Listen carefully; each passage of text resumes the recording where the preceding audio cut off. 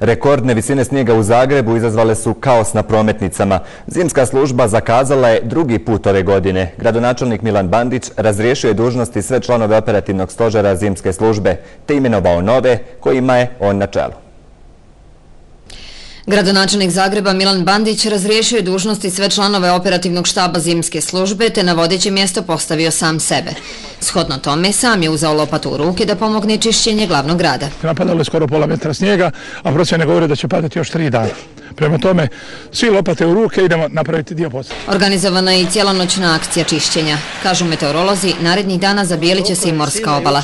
Glavne saobraćajnice u Zagrebu su očišćene, no problema ima sa tramvajima. Od jutros je bilo više zastoja, a u aveniji Dubrovnik zbog snijega je tramvaj iskočio iz šina. Vozači su uglavnom zadovoljni radom zimskih službi. Odlično, super čisto. Lokalne ceste, to je tamo dosta dobro. Odlično, ne može biti bolje. Prezadovoljni. Nastava je otkazana u 8 osnovnih škola. Gradonačelnik kaže, nema potrebe za proglašavanjem vanrednog stanja. Nemamo izvanrednih prilika, sve funkcionira, ali ako budemo se ozbiljili do kraja.